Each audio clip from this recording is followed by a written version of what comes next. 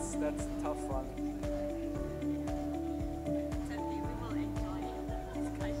Now it's up to us that people are here to tell the ones who left you missed something. That's our goal. That they are go around you missed something.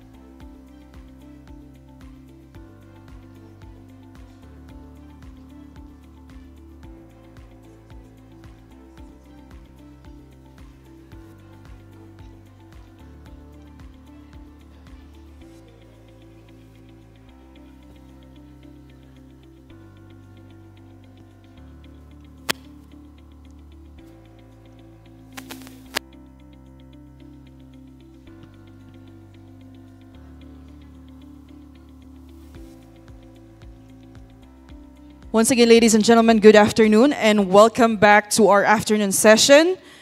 So we will now proceed to panel 7. Chairing this panel is Patrick Zoll, correspondent for geopolitics in the Indo-Pacific. Our panelists are Dr. Su Wai Mon, Research Fellow, Center for International Law, National University of Singapore; Muhammad Wafa Karisma, Researcher, CSIS, Indonesia; and Dr. Big Chan, Non-Resident Fellow, We Protect Our Seas and CSIS. Once again, let's give them a round of applause. Good afternoon, everybody. So you are the toughest one of the whole crowd. You're here after lunch. Thank you very much for coming. And you might ask yourself, why is there somebody from Switzerland sitting on an ASEAN panel?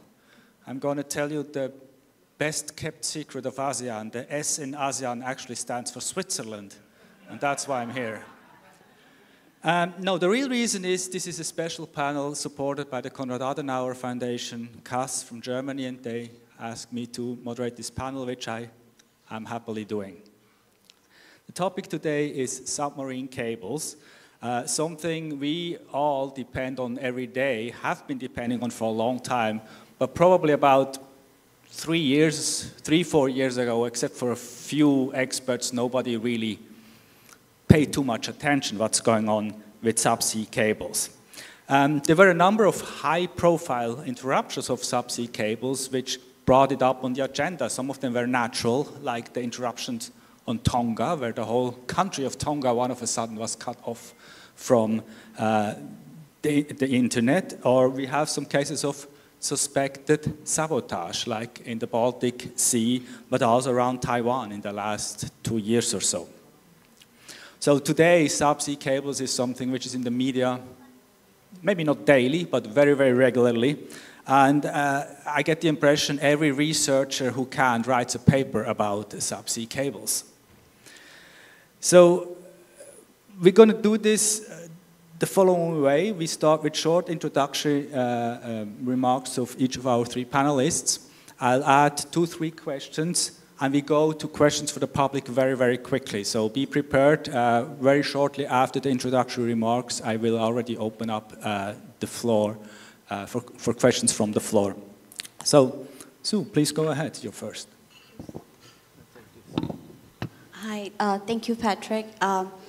Good afternoon, everyone. And first of all, I would like to thank WPS and also KAS Philippines for giving me the opportunity to be part of this panel and to participate in this conference. I'm very grateful.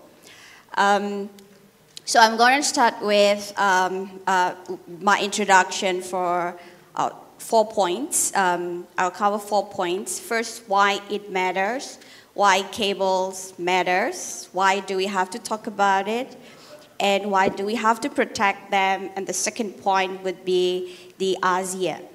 What is the situation in ASEAN like? Each of our ASEAN countries connected to how many cables, and why cables, are there any alternatives like satellites? And the third point is vulnerabilities. What are the security threats to this critical infrastructure? And the last point would be, what are the legal and law enforcement constraints that we have? And from there, what's next? We'll cover later in the follow-up question. So the first is that, yes, we are now talking about submarine cables. I'm not sure how many of you are familiar with cables. Probably we all don't really feel their existence at the moment. But if you ask yourself, if you ask me, can we feel their existence? If we can feel their non-existence, how? You switch off all your mobile data and Wi-Fi, right? So no internet, no communication, no WhatsApp, no video call, no social media.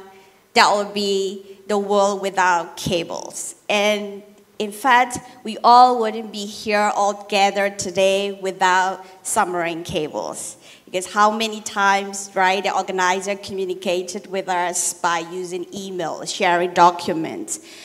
And so cables are just nice to have at the beginning, right? We can communicate each other. But now, the security of these cables are really important because now they have turned to critical national infrastructure, which is essential to communication, commerce, national security, energy security for power cables, and also digital economy. So I'm going to highlight these 3 points why national governments really have to give attention to these infrastructure.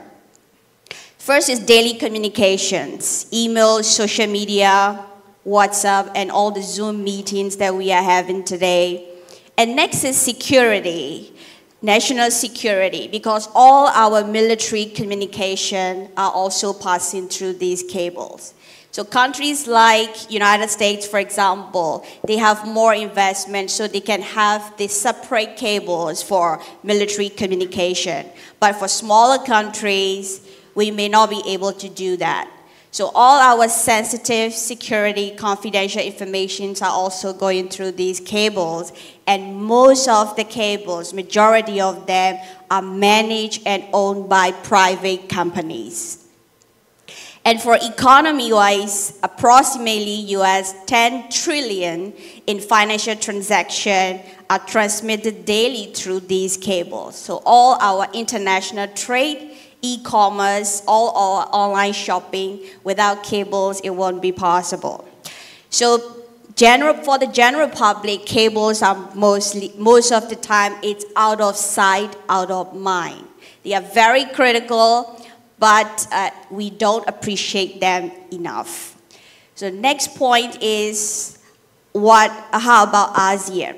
So at the moment, globally, there are altogether 570 cables in service and with another 81 planned.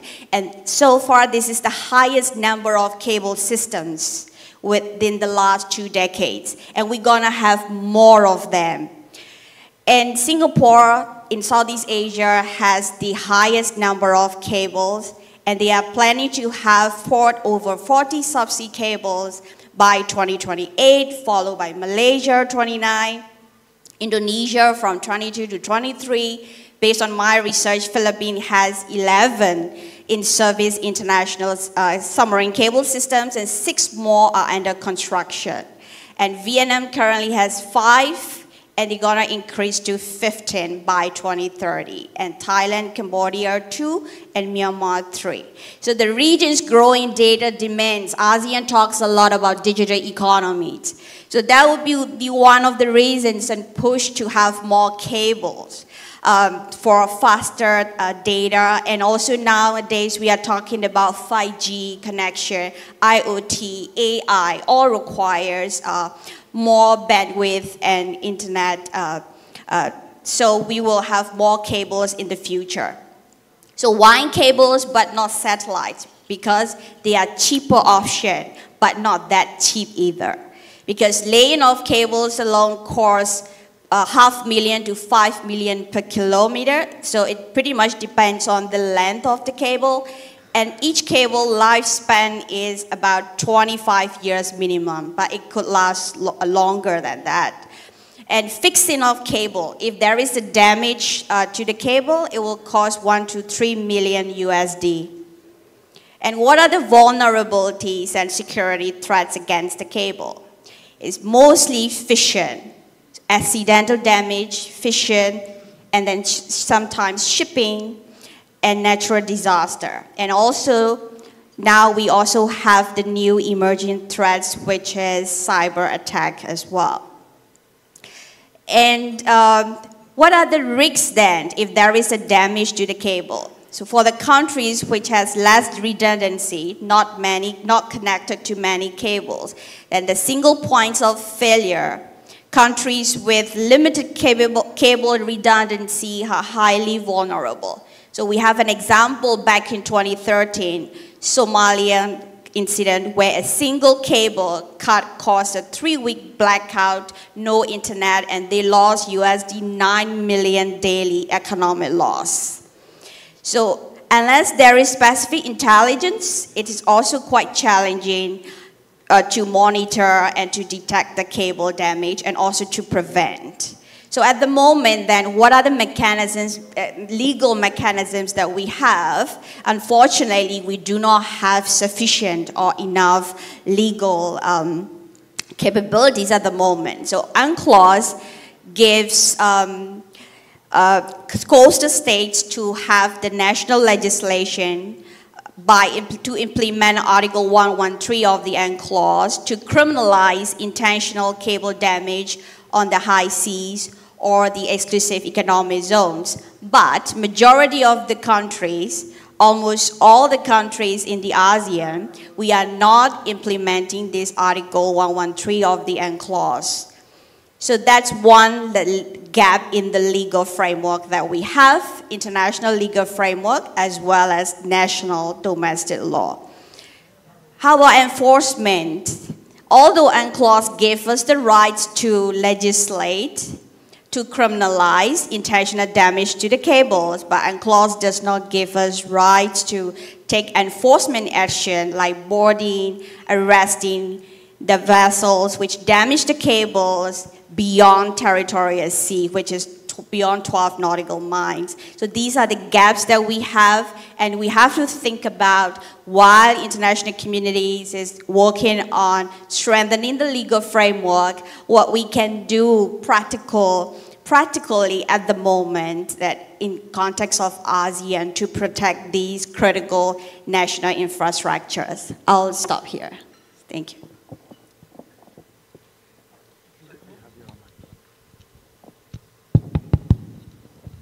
Right. Thank you, Patrick. And good afternoon, Excellencies, colleagues, ladies and gentlemen. Let me begin by expressing my sincere gratitude to KAS Manila for supporting the panel, of course, for We Protect Our Seas, for organizing this really timely and forward-looking dialogue. It is a pleasure to join this important conversation on ASEAN maritime security, but particularly to reflect on the growing imperative of protecting submarine cables, an issue that has remained under-discussed, but increasingly central to both national and regional resilience.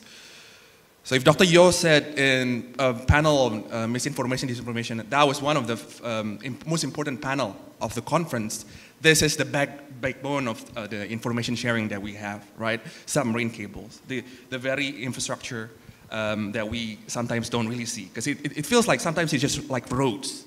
We take it for granted because it's always been there for hundreds of years, but it's actually the backbone of so many things that we have today.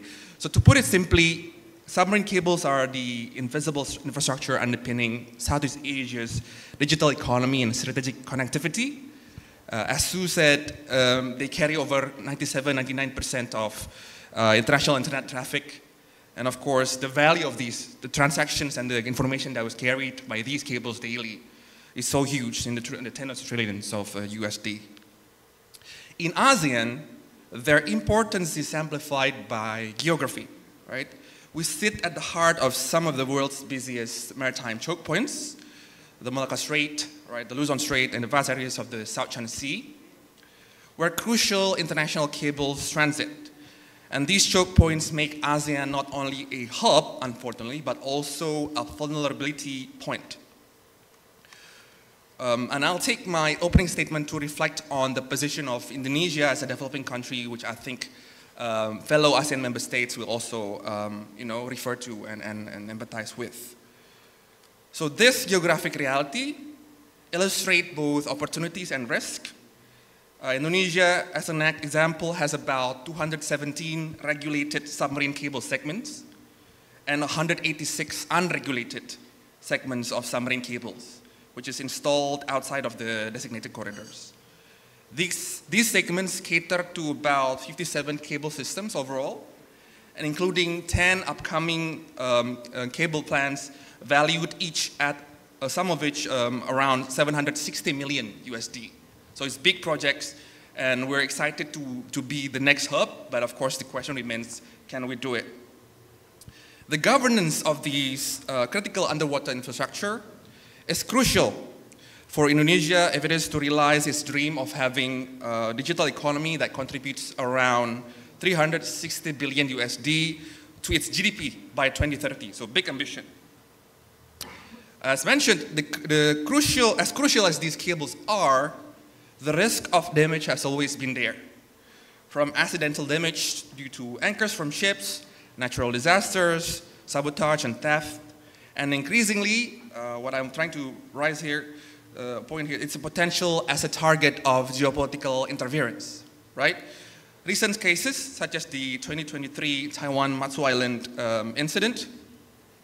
More recently, of course, Taiwan has been looking at the January-February of this year's incident as well, where cable cuts were found, and the Baltic Sea cable disruptions. These incidents have raised in recent years alarm over the potential possible state-sponsored sabotage in high-tension regions. For many analysts, this is not isolated incidents. They reflect a shifting threat environment in which cable infrastructure is becoming both a strategic asset and a potential target. The very difficulty of precisely identifying the cause of damage to these assets give acts of cable cutting a high degree of plausible deniability and make it an ample gray zone tactic. Of course, the risk will be higher for places where there is a low level of redundancy of backup systems, right?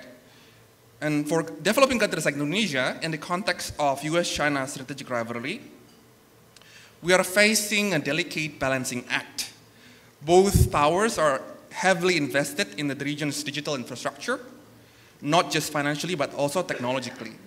So Indonesia, for example, is host to multiple major cable projects involving US tech firms like Meta and Google, as well as the old suppliers like Japan and France. But we're also increasingly catering to Chinese-backed projects to help build Indonesia's less connected regions. For example, Indonesia is also heavily dependent on electric components from China. So for example, one data says for our import of optical fiber cables, 73% of our import comes from China. So this raises a strategic dependency type of risk as well. The problem for countries like Indonesia is that cable laying consortia is increasingly reflecting geopolitical alignments, suggesting that the rising securitization of cable can be an issue for countries like Indonesia, who is accessing and catering to two different great powers, technologies and financing. For countries like Indonesia, our procurement and regulation remains driven by cost efficiency to address digital divide and fulfill potentials, not yet by a long-term strategic risk assessment. And of course, this is mostly due to limited leverage in supplier markets, and often also because of domestic institutional silos, preventing it from reading some of the more strategic considerations. Of course, technological decoupling that impacts the access of developing countries to these cost-effective infrastructure will be a challenge for countries like Indonesia. Finally, in a perfect world, cable remains apolitical and commercially driven, but today mistrust and geopolitical tensions have politicized even the most technical infrastructure. And Indonesia and other Southeast Asian countries face this dilemma. Cables are essential, must be delivered quickly, affordably, but at the same time, mistrust means every technological choices will be scrutinized for our strategic alignment. Right? It's an impossible position for developing countries with fewer resources and alternatives. And of course, lastly, if we not be fully prepared, the geopolitical rivalry at sea can escalate into an underwater gray zone arms race. And countries like Indonesia, we still face some, daunting challenge of capacity. In governance, especially with how we try to manage our corridors, mapping, licensing, and of course, in one case, there is no centralized system for repairs, for example, just to mention one example. And so for countries like Indonesia, this shows our current position of strategic non-alignment, while valuable diplomatically, will not shield us from the consequences of unreadiness. So for countries like Indonesia and others in the region, we must be prepared if cables and this type of infrastructures is being increasingly securitized and forces us to limit our choices. So I'll stop at that. Thank you, Patrick. Thank you very much, Wafa. Nick? Yeah, thanks, Patrick. And many thanks for We Protect Our Seas for this event, and also its partners, including KAS Philippines and YCAPS. So to begin, I just want to, clarify that, by subsea cables here, I mean fiber optics subsea cables, because there are many other types as well. But I focus on the fiber optics that carry internet traffic. And also subsea cables, it's not the only method for internet connection, but like Sue and Wafa said, that they carry the vast majority of global internet traffic. So I agree with Sue that the reason why we need to pay attention to subsea cables is because they have become critical infrastructure. I just want to, add some examples to demonstrate the heavy and increasing reliance on digital services in every aspect of our life. So, for example, emails are no longer enough. We prefer video calls. And we used to enjoy video streaming, but now we aiming toward virtual reality. And like telehealth is a recent phenomenon where you can see your doctor online, but now we're moving toward telesurgery, where a surgeon can perform a surgery like remotely. And in terms of national defense, we used to focus on how to make sure we have a sustainable long-term communication, but now we have, we focus more on real-time information exchange. And especially in terms of like digital economy, According to a report by Google, Temasek, and Ben, on the 6 countries that they cover in their report, their digital economy has experienced dramatic growth in the last almost 10 years. So just to give some perspective, like in 2019, for example, the gross merchandise values of these 6 countries was about 100 billion, and only after 5 years, now the value reached like 263 million. So that's the very dramatic increase in the volume. So because of the increased demand in the digital services, the volume of internet traffic has increased exponentially. And any disruption, whether accidentally or intentionally, will have like detrimental and long-reaching impacts. Thank you very much, Big. I stay with you for a second here. If the leaders of ASEAN come to you and ask you, Big, what should we do to improve the security of submarine cables? And thank you for clarifying that we're talking of data cable mostly. What should we do to improve the security? 1 or 2 points, which one do you see are the most important ones? I think, for like immediate action, I think we can leverage, the tool for maritime domain awareness for the subsea cable protections. For example, like in different 3 phases of subsea protection, the monitoring, the response, and the planning phases, we can apply different maritime domain awareness tools. For example, in the landing side, we have, camera surveillance, and then, in territorial sea, that, we can have, coastal radar and strategic deployment of submarines in order to deter any sabotage. But in other like deeper water areas like the exclusive economic zone or the high sea, we can utilize satellite images, platforms such as Sea Vision of the United States or dark vessel detection of Canada or New Zealand starboard maritime intelligence. Those platforms have the capacity to detect vessels, that intentionally turn off their AIS signals. So because the subsea cables, is like stretched across long distance. Because of that, I think that depends on the zone. We need to apply different MDA tools. So that's one thing. But in the longer term, I think we, countries need to develop a comprehensive framework that include international cooperation because, that involve many countries. And then within each country, I think they need to coordinate between different agencies to have, better understanding of their responsibilities and how to respond quickly in terms of accident. And other than that, I think, public-private partnership is also very important because the one who lays the cable and running the operation actually the private companies. So they need to work together.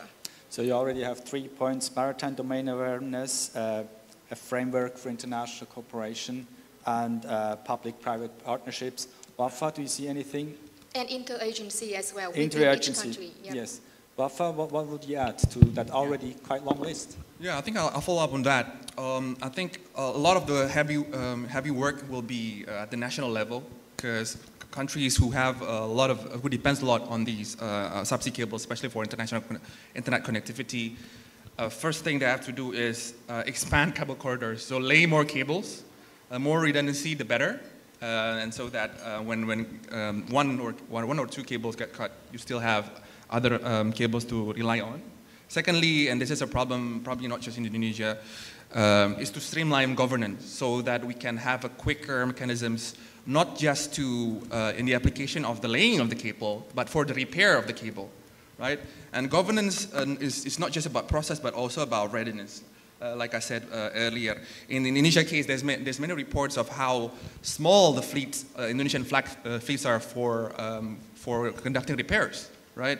Reportedly, there's only 4 Indonesian flag vessels to cover the whole archipelago, and it'll take 2 months, especially, and the bad scenario would be two cables breaking around the same time, and in two completely different areas of Indonesia, and it'll take so long to finish this one and then to go to the other one. So average is probably more than 1 month or even 2 months for Indonesia, one of the slowest in Southeast Asia, right? So the quicker the repair is, the better.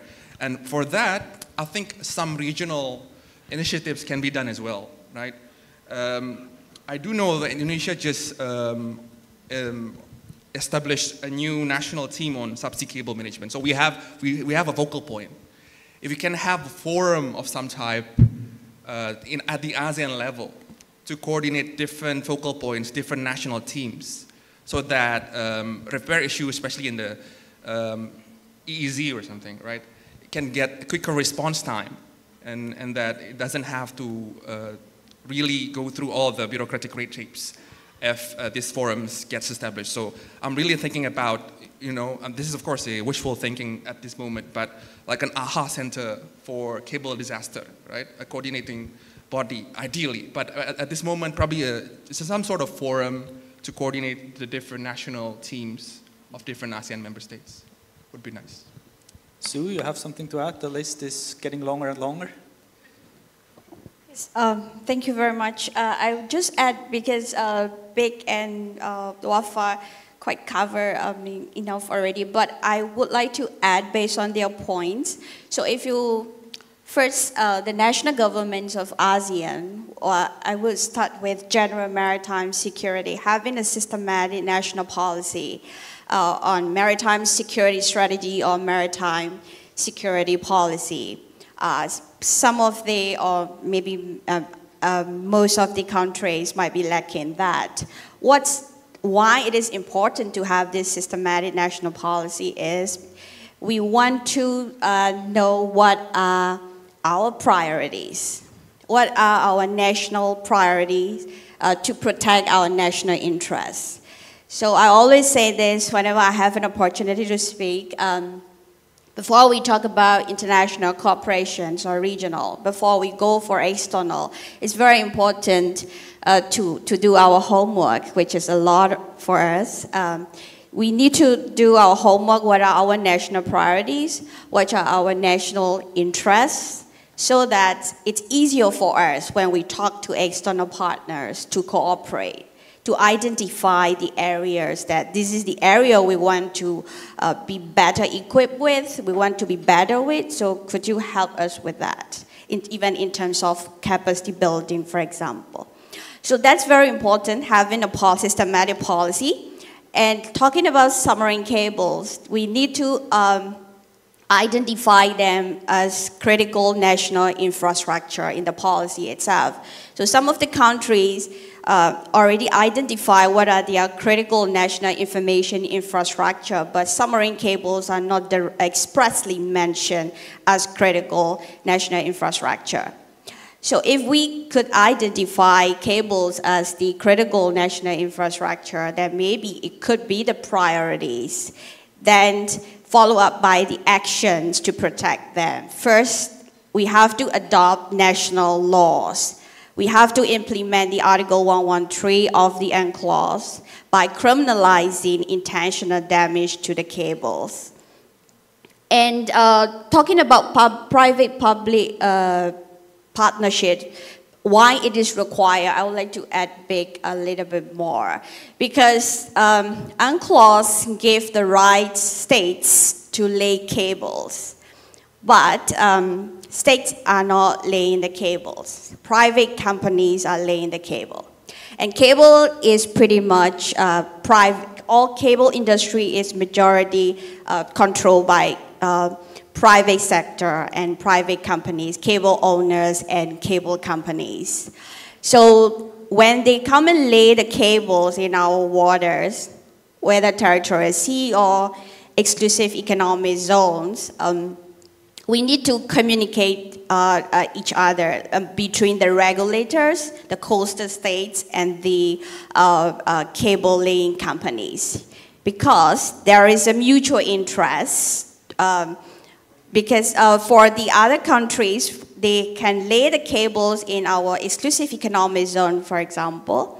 And at the same time, coastal states are also has the rights to protect our national interests, because there are competing interests, growing competing interests today in the exclusive economic zone, because coastal states, we have wind farms, oil and gas facilities or installations, and we have marine protected areas, and also any other activities that coastal states may have. So we need to communicate the cable laying companies that, look, these are the areas that you have to be cautious about, because it all may be the area which there are many fishing vessels or fishing grounds. So there are very likely that cable damage could happen because of the fishing activities. So there is a mutual interest for both private companies, cable laying companies, and the coastal state. They need to communicate each other, and they have to do it earlier, prior to the cable laying process. So also, just to add one more point, that it is also very important at the national level for policymakers, when they give the licensing and permits to the cable companies, it is very important to, in order to do that, when they communicate with the private companies, they need to have a proper information.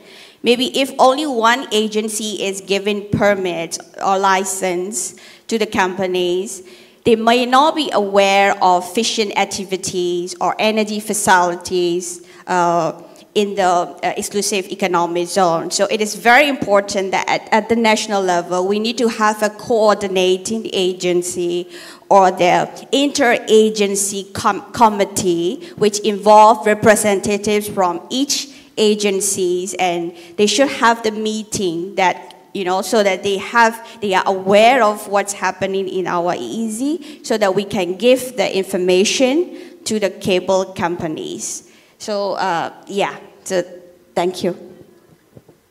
I would like to look for a moment at sabotage events. As far as I understand, here in Southeast Asia, at least none of the countries here have claimed major sabotage. We've had several in the Baltic Seas, we had around Taiwan, and we see responses in these areas. We see in the Baltic states, NATO actually has a dedicated naval mission now, trying to be present to deter action. Taiwan has a blacklist of ships which they find particularly suspicious and they want to keep an eye on. Have you seen so far in these approaches anywhere else in the world ideas which you think would be very good to adapt here or easily to adapt here? Who would like to take it? Vic, you want to try take a shot? Yeah, so I think that, like Sue said earlier, if the countries in the region recognize that subsea cables are critical infrastructure, then they will, for example, deploy Navy vessel or Coast Guard vessel for, monitoring, right? So I think the European Union, some countries are doing that, including Italy. So they actually send Navy vessel to patrol along the subsea cable lines. So I think that is a practice that we can adapt, because the Navy and Coast Guard vessel do patrol every day anyway. So focus more on the water above the subsea cable is also easily to add. Yeah, and countries in the region, including Vietnam, is already using Sea Vision platform. So, instead of just tracking vessel in general, they can, focus on the vessel that near the subsea cables area. And if you can, for example, if the vessel moving zigzag like this, is like very unusual, right? So if they can detect that and send alert to the relevant authorities, then that would be great.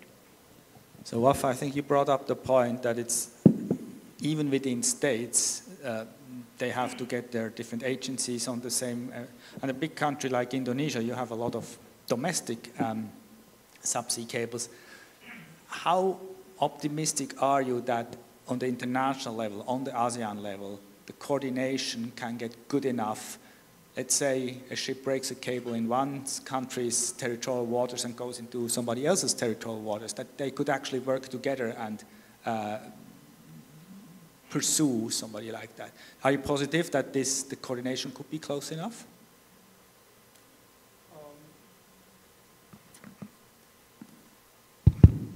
I think the early work must be done, right? So we have recently we have the 2019 guidelines on subsea cable, and then last year we have the Singapore Declaration, both of which are trying to more streamline the governance of repair, especially, right, and to have a quicker time and to open and agree for information sharing. And these are between, especially in the case of Singapore Declaration, these are between the digital ministers, right? And so this is the purvey's deal of the digital ministers. But I think we need not just in that forum between the ministers of telecommunications, but also involving other stakeholders. For example, in Indonesia, the issue of subsea cable is is tackled in the different ministries. The fishery ministries is the ones that's laying the corridors, the mapping, right? And then the Minister of Transportation is the one that has to, ensure that the zones, are actually for the purpose of, laying subsea cables. We've got, of course, Bakamla is here, Indonesia Coast Guard, and the Navy and the Ministry of Defense is in charge of the security and will help out in some of these processes. So different stakeholders, and I think it must be tackled not just between digital ministers, right? One of the barrier is that because we don't have the crisis yet, we don't have the incident yet, between ASEAN countries there will be different sort of threat perception, because on the one hand we don't want to over-securitize before the risk gets here, right? Because that would hurt our, I guess, especially if we pinpoint specific incidents of a specific countries. Usually, they're quite reluctant, right? Some countries will be quite reluctant for that. On the other hand, preparedness is still the main point, right? So we need to be more prepared, right? So I think the answer lies with Vic's earlier statement on maritime domain awareness. The more we know, the more we can identify. I think that's the better way to have a more national capacity to detect and to be more aware. And therefore, at the regional level, there'll be a lot more impetus. The good thing is that it's still early. So usually in ASEAN, if the issue is early, it's not here yet, right? The norm building is much easier than the more traditional sensitive, issues. So we can sort of start the workshops or trainings and all the seminars now, which is a good thing. This panel, is here. Thank you. I see some of the first name tags have been going up on this side. I'm going to take one question after the other and not lump them together. And if I don't address you by name, I find it a bit hard to read sometimes. Please go ahead. Yes. Yes, so my question is about the cable repair ship, because the fact that we only have 22 actively operating cable repair ship, but given that on average every week there is 2 or 4 subsea cables being damaged. So given that in Southeast Asia region we are having so many subsea cable lines, wouldn't be ideal for Southeast Asian countries to jointly invest in the shipbuilding industry so that we can have our own cable repair ship, because those ships are very different from the cable laying ship. So in the way, my specific question to Dr. Su is whether International Maritime Organization would have some legal framework to allow for what you mentioned just now, the public-private partnership in jointly managing such risks. And to Wafa and also BIC, I wonder if Indonesia and Vietnam have any specific approaches to the maintenance of the subsea cable in the region. Thank you. Thank you, Dr. Chu. Right. I think your suggestions about whether ASEAN countries should jointly invest in having more cable repair ships, that would be great initiative. That would be really, if so, we would like to also suggest maybe we'll have more questions if I have an opportunity what ASEAN should do later. So those two suggestions could be one of it. And that's also very important, the repair capability. And then your next question about whether IMO could do something about it. So IMO is International Maritime Organization, which particularly deals with shipping. So, so there was some submission by the countries that to protect the cables by shipping activities to the IMO. So for this, IMO would be responsible, or maybe in the future taking initiative, more initiative to protect cables from shipping activities. But we have another agent committee called ICPC, International Cable Protection Commission. So, so this is the main agency where the cable owners and some of the governments also involved as the party or the members, but majority is from the industry. So I would also like to suggest that national government should involve more with ICPC, but this organization does not have the regulatory roles. So IMO is only for shipping, but for your suggestions, I think ASEAN has to take its own initiative. Thank you.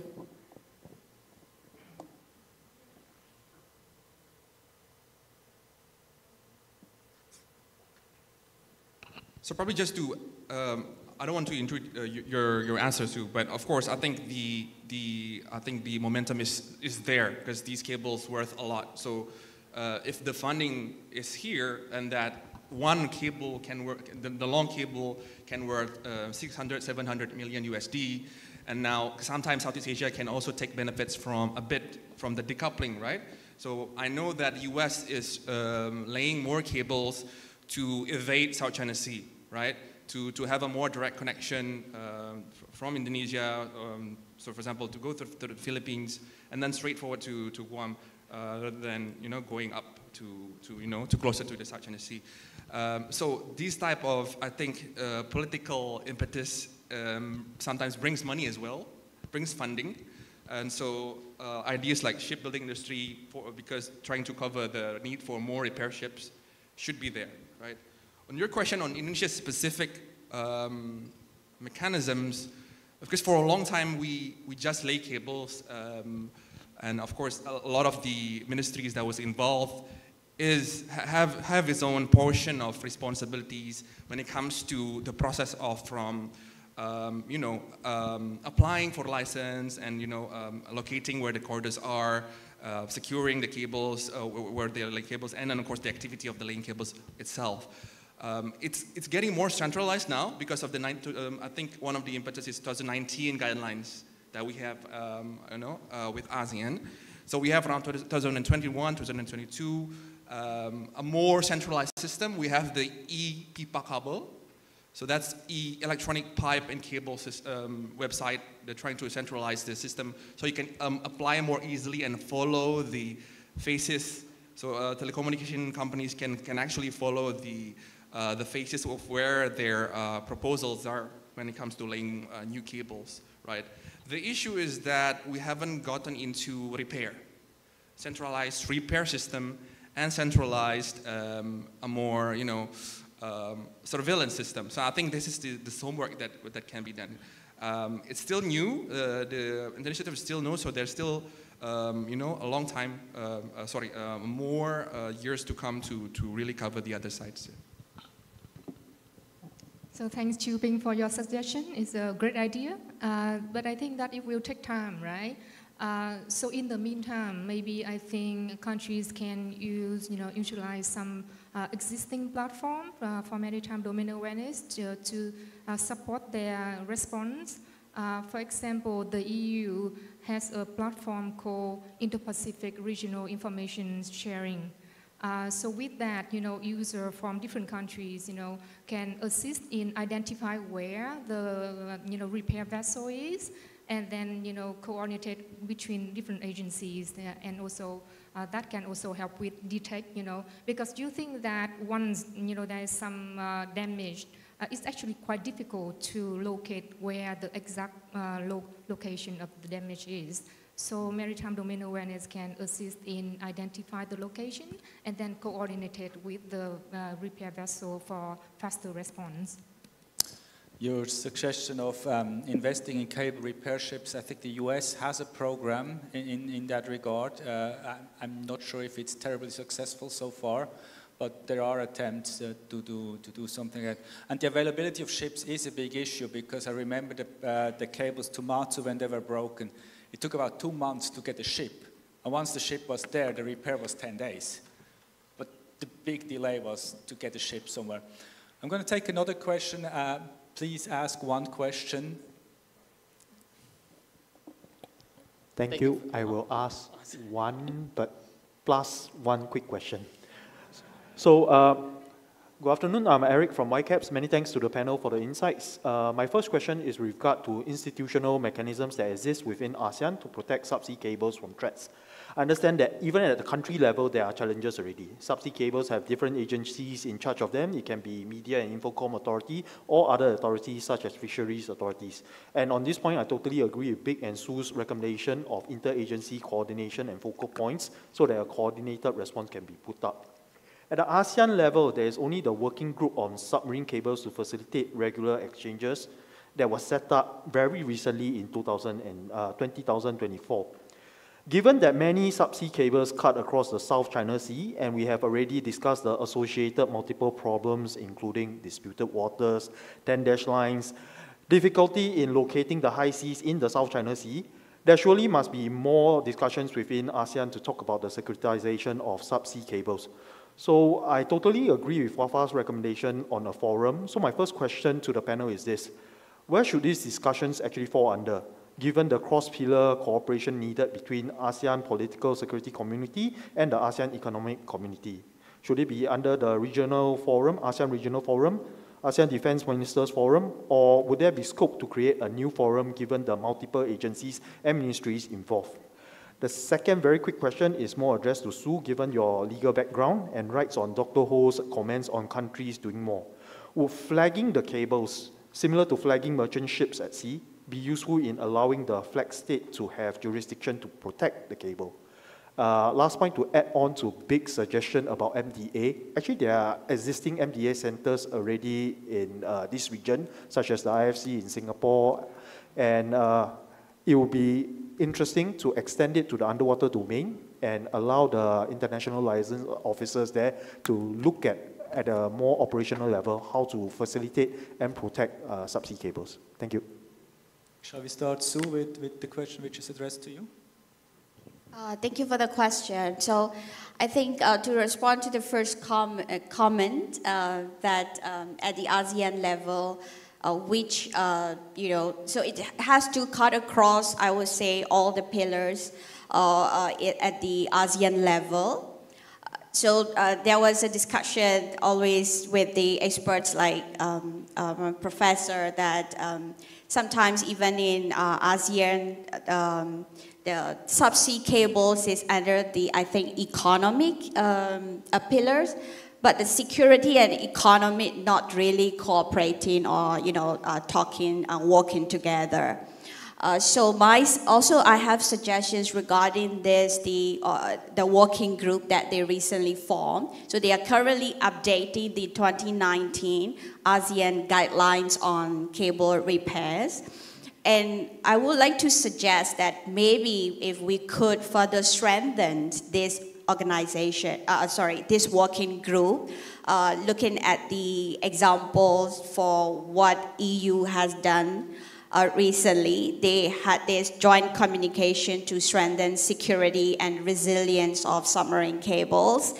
So their main purpose is for whole resilience cycle approach. So to ensure preventing, detecting, responding, recover, and deterrence. So that's very good initiative that ASEAN can learn from them.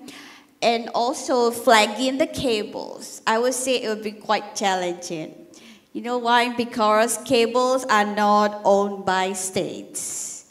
So different companies, private companies, and sometimes one single cable is owned by a consortium of different companies based in different countries around the world. So I think that will be challenging, but it is also there are some possibilities to come up with proper regulations to strengthen the international legal framework, but maybe we could discuss more later on. Yes, thank you. On the question on where this coordination forum should be, we've got abundance of mechanisms. Ideally, it should be ASEAN Maritime Forum, which is a cross-pillar, but again, it's not really working well. I can imagine that they will only release magazines, right? ASEAN Maritime Outlook, they did release. Then maybe ASEAN Cable Outlook is probably the one that they will do. ARF is no, KAS is too big. The member states. What I'm thinking of potentially something under. So for example, ASEAN Secretariat is an infrastructure unit to just to flag at the very least, just to flag the leaders, or just to flag the different ministerial meetings, the digital ministers, the AMM, in the case of potential, truly disastrous cable damages that cuts off islands, for example. Another thing would be a potential, if you can frame it as a digital disaster, it could be also put under AHA unit, just as a monitor as well. So that would be one of the units that at the moment I see can be more. But yes, of course, ideally there should be a different one, ideally. So ASEAN Coast Guard Forum is quite new. When I think I remember 10 years ago, the problem was that, not every ASEAN countries have Coast Guards, right? But they did manage to do it, ASEAN Coast Guard Forum. So right now, not everyone has a national team or focal point for cable repair, but I think we can still do it, like sort of that type of forum. Ideally that's a new coordinating body. Yeah, thanks, Eric. Instead of having a kind of a separate unit for subsea cable, another approach is to have existing mechanism to address different aspects of subsea cable protections. For example, under the ASEAN Defense Minister Meeting Plus, ADMM Plus, there are already 7 expert working groups already, one on maritime security and another one on cyber security. So maybe the one on maritime security can try to prevent physical damage to subsea cables, and then the working group on cyber security can work on prevent cyber attacks on subsea cable as well. Thank you very much. I go for the next question. Try my luck again and see if somebody can ask one question, and you could also say to whom it is addressed. Under the light, there's Saleh. Is that it? Thank you very much. Yes, Ashura here. Thank you very much to the panel for your discussion. I do have a thematic question. It's a single theme, but it addresses several angles. Feel free to address it as how you would wish. My understanding coming in is that the protection of undersea cables is a fairly novel conversation to us here in the region. And so by default, that does mean that there are certain knowledge gaps that we have yet to fill. So what do you feel are the existing gaps in the region that we do encounter when enforcing the protection of regional subsea cables? You might be looking into interagency coordination gaps in regulatory frameworks, the lack of real-time incident reporting, maybe known high-risk sites at sea. But more importantly, do you believe that the relevant regulatory and enforcement agencies in the region are sufficiently socialized to the information out there in order to convince them that more routine subsea cable protection patrols, for example, need to take place? And what can we do to socialize that information to these agencies? And how do we close this knowledge gap? Thank you. It goes a bit with the sense of urgency which Wafa brought up, I believe. Would you like to add on this, Wafa? Would you like to develop your thoughts from before? Sure. So, as been discussed, some of the more direct hybrid threat of cable cutting risk is not here yet at the region, at least not widely reported. And of course, the reference object for concerns on subsea cable, usually the future, right? The potential for Indonesia, Philippines, Southeast Asia, Malaysia, and other countries, Southeast Asian countries, digital economy by 2030, 2040, 2045, 2050, 2060. How to realize this is by, ensuring connectivity, ensuring that geopolitics doesn't touch this area, ensuring that this type of technical infrastructure is not, impacted by the spillover of geopolitical tensions, and then we can still choose different types of technologies, right? So, but by that fact alone, I think in the case of countries like Indonesia, where there's some national visions of Golden Indonesia 2045, or other countries must have certain national medium-term, long-term target. Usually there's a big, awareness of that digital economy is going to be the next big thing. We're not going to be relying on traditional economies anymore, and then this is one of the areas that is still left to explore, and for Southeast Asian countries to better integrate with the global economy and supply chain, right? So by that fact alone, I think it should be a good, entry point to socialize to different ministries, be it digital ministers or others, Minister of Transport. Because if it's framed as a national concern, as something that would impede your country from achieving X amount of growth by 2030, 2040, it should be a national priority. Yeah. Right. Isaac, please. Thank you so much. I have a fairly simple question. So how can the discourse on subsea cable security be elevated from a niche technical concern to a more mainstream national concern priority for governments, perhaps ensuring adequate resource allocation and interagency coordination for their protection? Thank you. Would you like to try to take that one, Dick? Yes, so I just want to echo Sue's recommendation earlier that each country should, put in, subsea cables into their national policy. So in case of Vietnam in 2022 issued a national cybersecurity strategy in which it has the goal to lay additional subsea cables. So recognize the importance of the cables and the need for digital economy.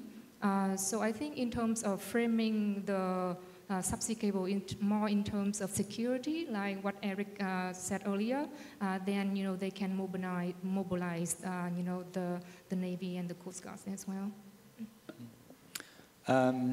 Johannes?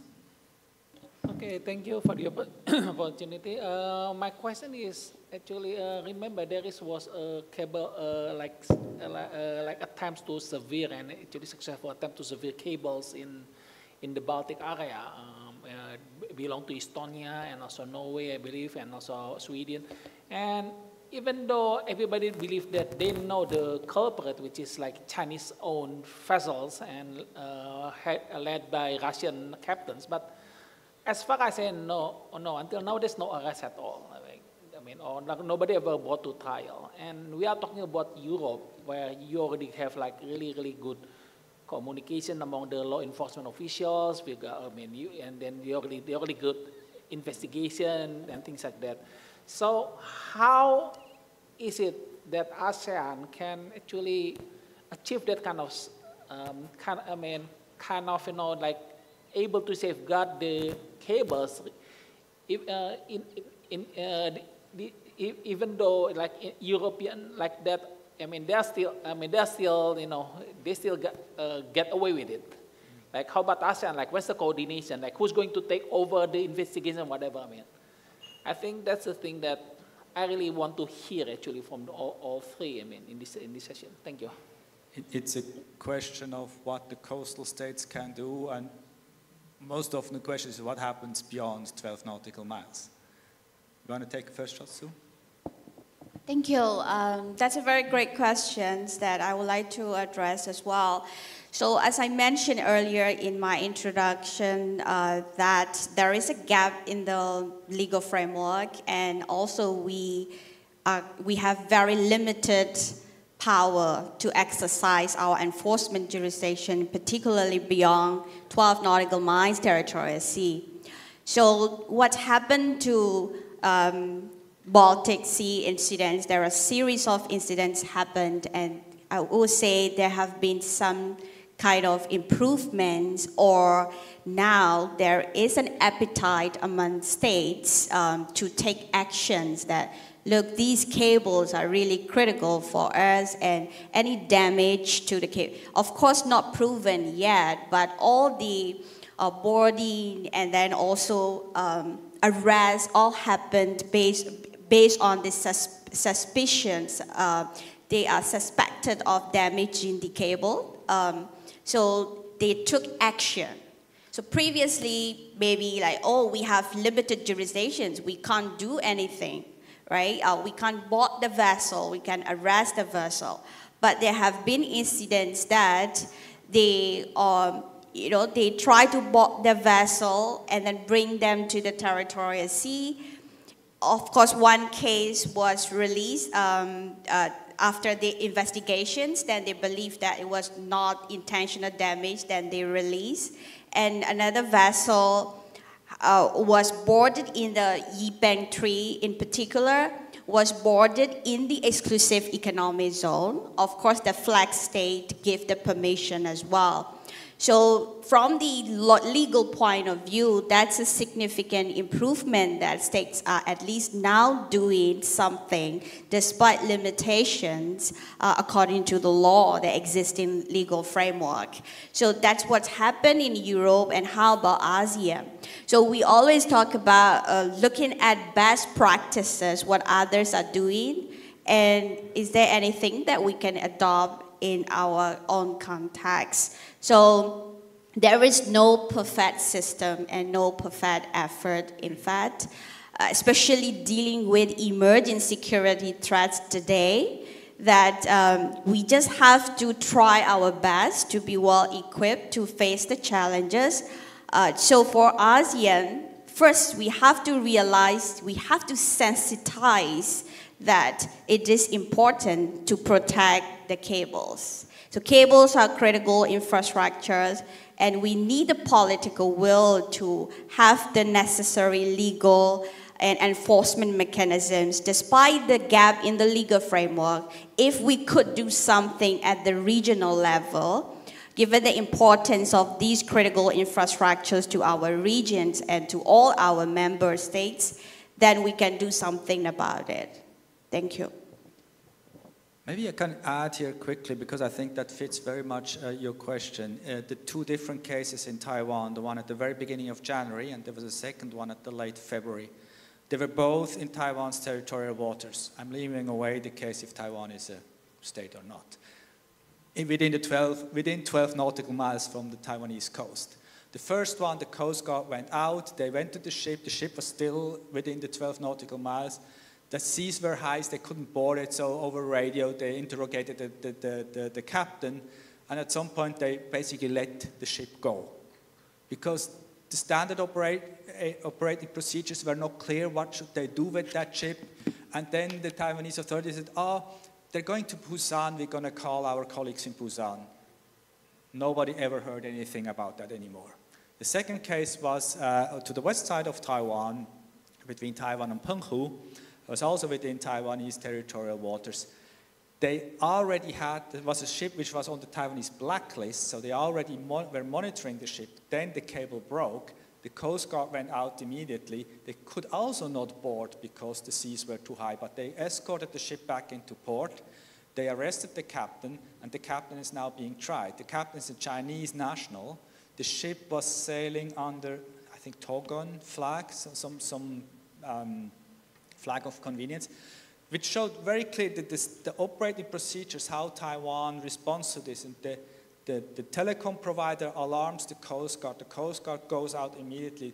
The Navy is in the second row, mostly providing surveillance, because they have the drones and the aircrafts which the Coast Guard don't. And this is all set out now. These two cases show very clearly how much of a difference it can make. Now it's going to be interesting, will they actually be able to prove that to the captain and to, yeah, what's going to be, the charges have been laid, so now it's with the judges, and we'll see the outcome. That's going to be very interesting how it happens. But it shows once you set up your rules, at least within your 12 nautical miles, and where is it the easiest to break a cable is where it's shallow, and that's usually close to land.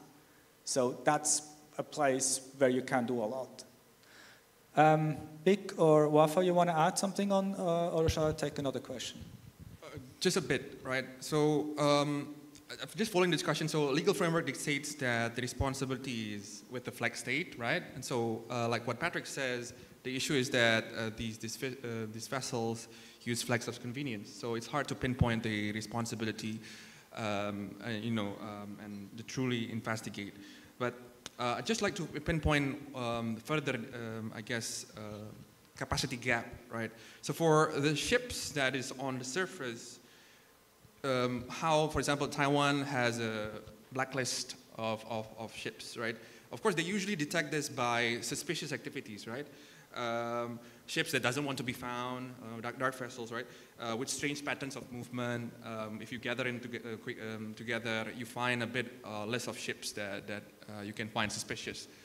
So that's on the surface, but the problem is the one that operates directly underwater, right?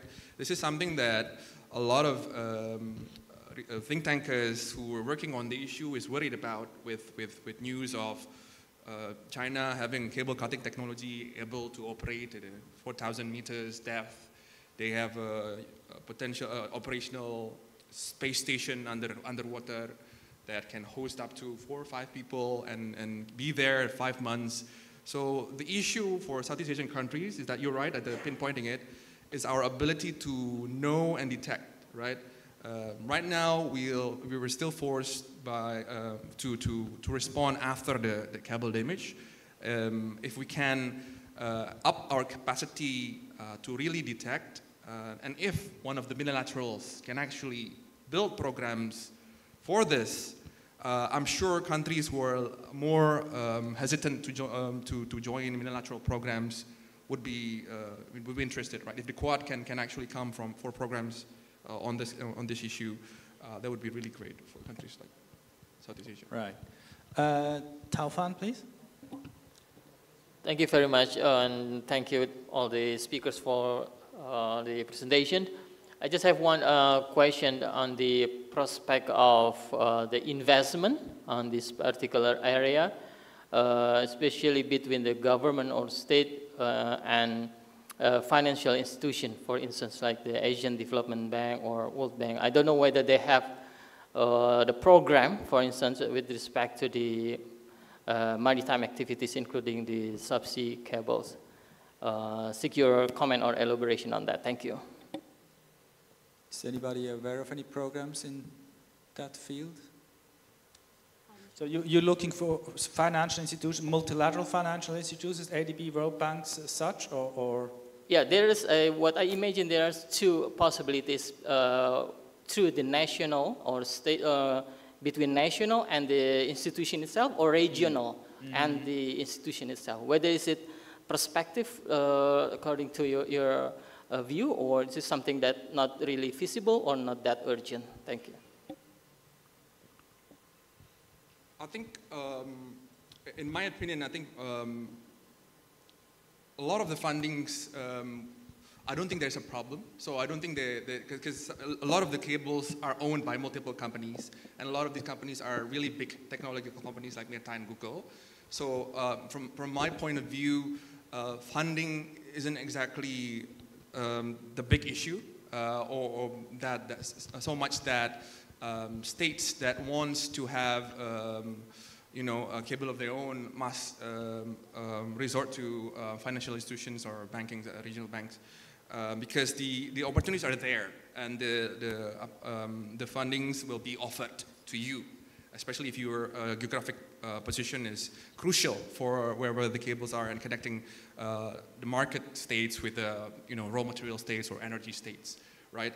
The issue that I'll probably highlight is the geopolitization of ownerships, right? I think it's in 2022 where there's a Chinese consortium that left Simi 6 because the Americans were insisting that the suppliers of the cable, the cable is still planned, right? It's not operational yet. Must come from Subcom, must come from American economies. It cannot come from H&M, the Huawei Marine. It cannot come from them. And so the Americans were really hassling for the supplies to come from them. And so the Chinese left, the Chinese financing consortium left. And they worth about 20% of the whole project of the 600, 700 million USD. So that's the issue, the geopolitization of, because of the sensitivity of great power rivalry. And so the funding opportunities gets a bit limited and restricted. Hi, I just want to add another example. So I think that depends on the market, where the subsea cable is funded. Because if a country has big enough market, for example, then probably private company will willing to land a cable there. But in other cases, for example, in Timor-Leste, the population, is not big enough. So what I understand is that the first two subsea cable going to Timor-Leste actually funded by the Australian government. So it depends on the east countries' circumstances. Yeah, you have the same situation in the Pacific Islands, where very small populations, very big distances, which make cable systems extremely expensive, and that's where they come in. I want to dig on one point you all touched upon a bit. We have this sort of deep coupling going on in cable systems in the area. So there seems to be developing a Chinese-owned operated system and a more, shall I say, non-Chinese Western operated system. Now, you can look at this in two ways. One way would be, okay, we don't want to depend on a system which is operated by the Chinese. You could also argue, well, it's actually a good thing to have the Chinese on board, because why should the Chinese cut a cable which is owned by Chinese? What do you see on balance? Is it a good thing that we're sort of seeing now two different systems, or would it be better to try in the good old liberal economic times, engage, get everybody on board? Because yeah, if the cable goes from here to Japan, but it also goes to China, why should China cut it? Anybody has any thoughts on this? I think from the perspective of countries like Indonesia, that's the ideal world, right? It would be a good thing to have the Chinese on board, and as many nationals and multinational companies came in and owned the cable project, and so when it's inclusive, everyone has a stake on it. It's less likely to have a naughty country sponsoring or cable cuts or any of this risk. The issue is like I've said. I think we're entering a period where there's so many suspicion of the technology of others, right? I think I remember a week ago there was an inquiry or a report on the solar panels from China being reported as having some sort of radio communication device, right? So even in the most technical technologies, you still have suspicion. Of course, China is not doing a good job of alleviating those suspicions, right? Be it balloons or anything else, they haven't done a good job in alleviating the suspicions of others. That's the problem, and of course that would increase the anxiety of countries like the US who were directly competing. Vic, you want to add something?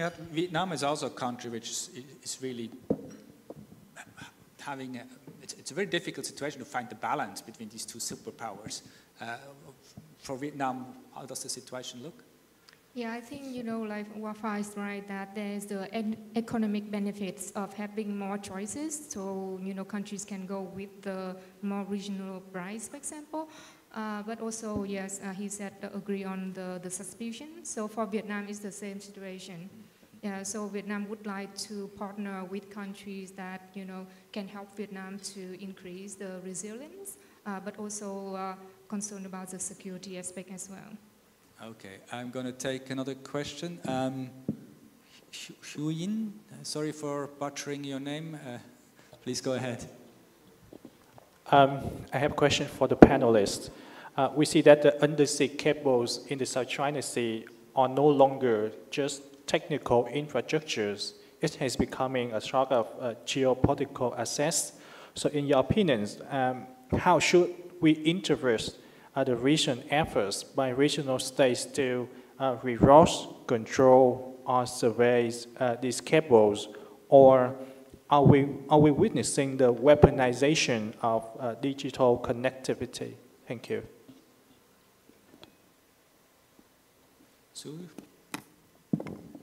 Thank you. So I'm from legal background, so I would say maybe my fellow panelists can add on.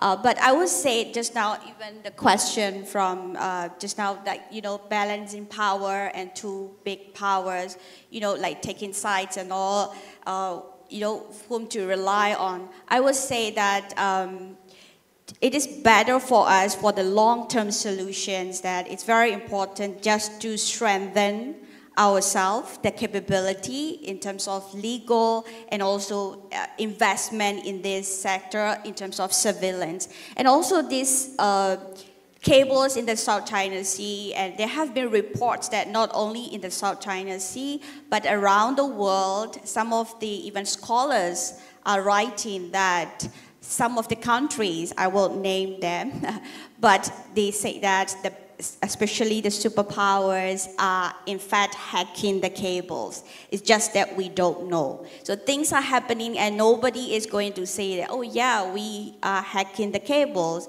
we are tapping the cables. They will not say that. So, and from the legal point of view, in order to ensure also, to ensure accountability, attribution is very difficult if we are talking about this cyber security and surveillance. So the best solution for us at the moment is that to be well equipped with the technology that we can have to protect the infrastructures that are connected to us, which is important to us. Let's see what practical steps that can be taken at the moment. Thank you. There's a question here. I can't read your name, Tiger, I'm sorry. Yeah, thank you. I don't have the question, but would like to share the view from the fishery side that refer to the damage of cable possible by fishing operation.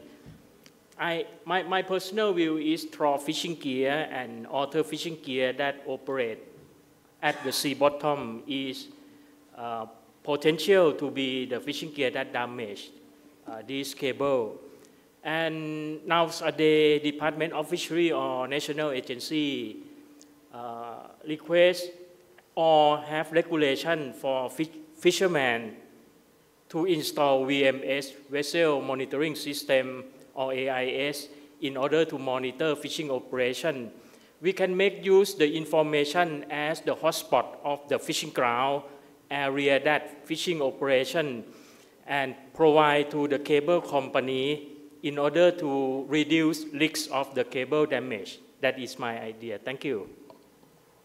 Thank you, because fishing is the reason #1 up to now for cable breaks. So it is a very important topic. I think we have 2 more questions over here. We go, yes, please. Himras May from Cambodian Center for Regional Studies. I thank you all panelists for interesting discussion. I have actually 1 question, but 3 parts. So the first one is I would like to know from all speakers, should there be sabotages of the subsea cable in ASEAN tomorrow based on the existing regional framework?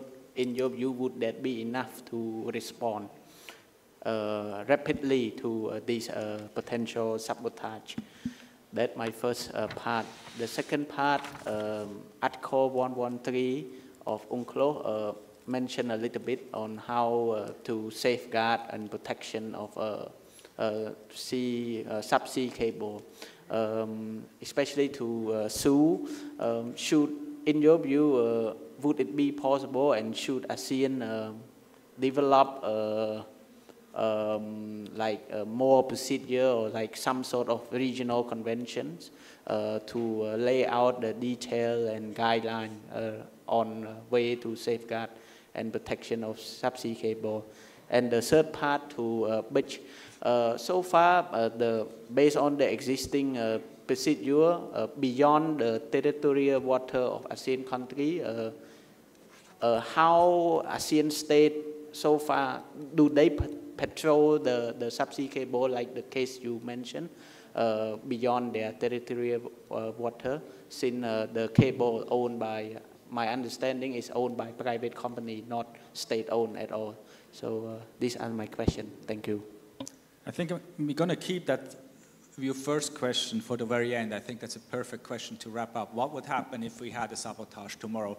Let's look at the other questions first. There was one beyond 12 nautical miles. Who wants to look at, is there any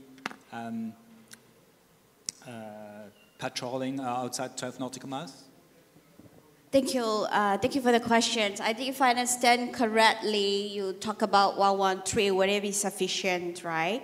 So in fact, 113 alone is also not sufficient, you know, because even if we have already criminalized damage to the cables when we, for the enforcement jurisdiction wise, we can only take action if the flag state, if the cable which damaged or sabotaged the cable is flying our flag, yeah? And the next is for the nationals, which, for example, what Hong Kong did, for example. Hong Kong arrested the captain of the vessel, which was suspected of damaging the cable because the ship was flying the flag of Hong Kong. So the captain is a Chinese national, and he is now in custody awaiting for the trial. So that's one of the examples. That is how Article 113 applied, right? So it's better than nothing, but it's not sufficient. And the next is whether should we have ASEAN level, some sort of binding cooperation mechanisms.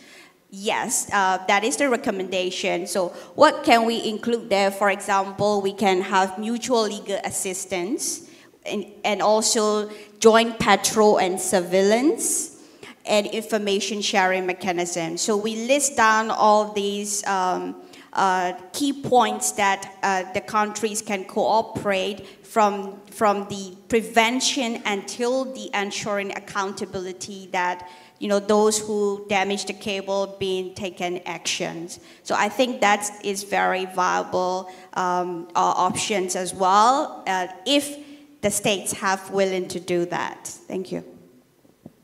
Before we do that wrap-up question, Rahman, you want to squeeze in a short question, or you're okay? Short question.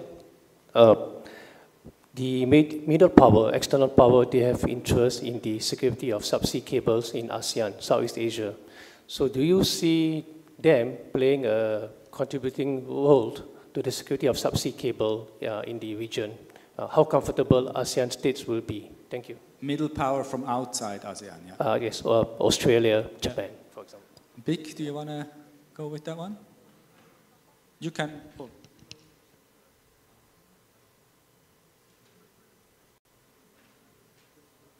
No. Okay, good. So I think it's still difficult to see that, especially if we're expecting an external power, even a middle power or a great power, playing a role in helping countries to better observe or better surveil, or even to sense the repairship of their own, unless it's in the where they have rights, right? So it's still difficult. For example, if we imagine the territorial waters, if it's in the EEZ, if it's in the sea lanes of navigation, I think it's still doable and worth exploring. The one point that would be emphasized by, I think, a lot of ASEAN countries would be due regards, right? So that for these activities, for the help to actually come through the national governments, the littoral states, that if they do it themselves without giving due regards and notification, it's going to be rather difficult, and it would, invoke national sentiments that is not really productive for repairs and all. You want to add on that? Yes? Yes, I just want to add on, what Australia and Japan have done, because, subsea cable is because it's underwater, so it can actually be included in maritime security. And under the Indo-Pacific Partnership for Maritime Domain Awareness, Japan and Australia have contributed to that initiative. So I'm not sure whether they have explicitly mentioned subsea cables, but one easy thing they can do is just add that topic under the initiative. And your thoughts on if we had a sabotage on subsea cables tomorrow in ASEAN, could ASEAN mount a meaningful response? What are your thoughts on that question?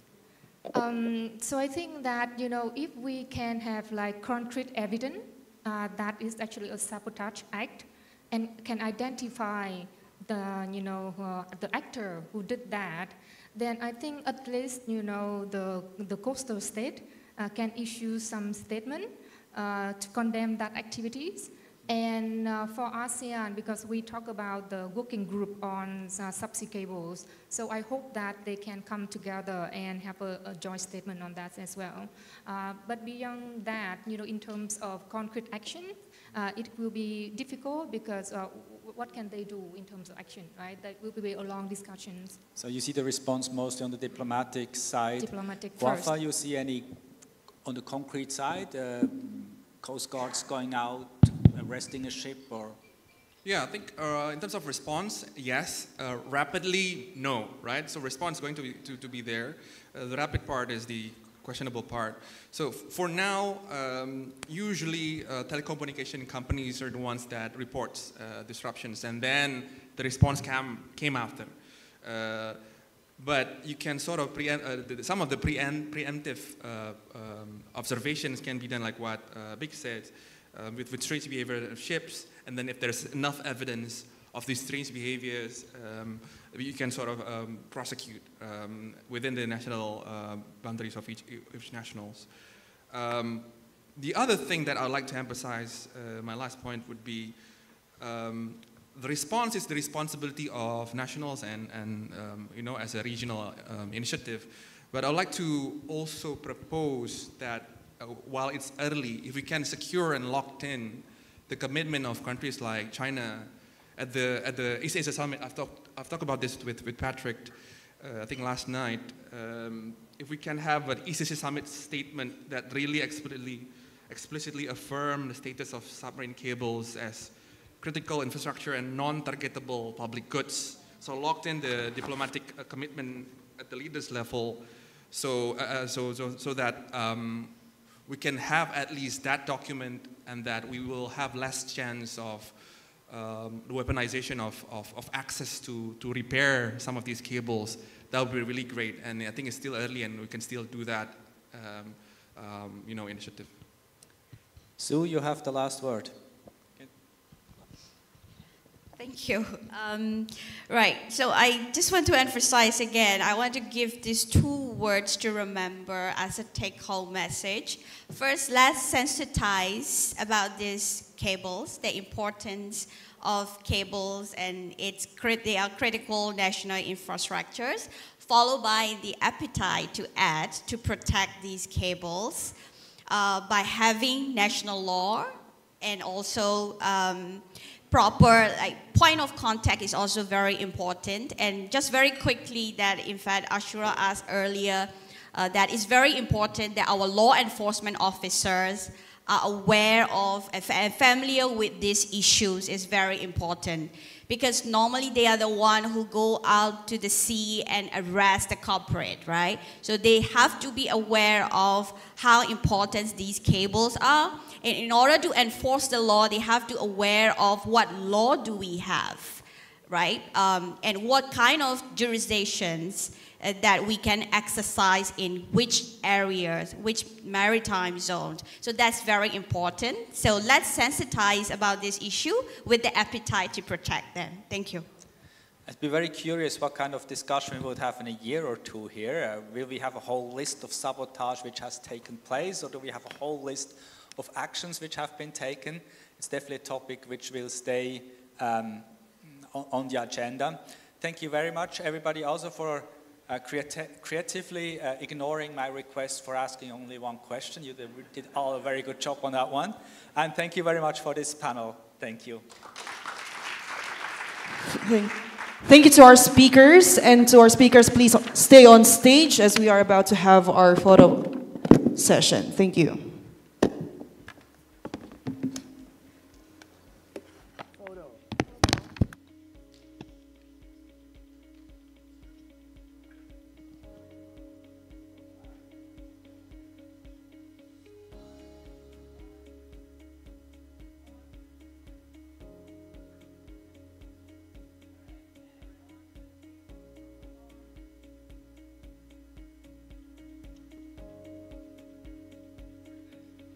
Once again, let's give them a round of applause. And with that, we will be having a 15-minute break. You can have your coffee break outside and be back at 3:35 p.m. for our last session. Thank you.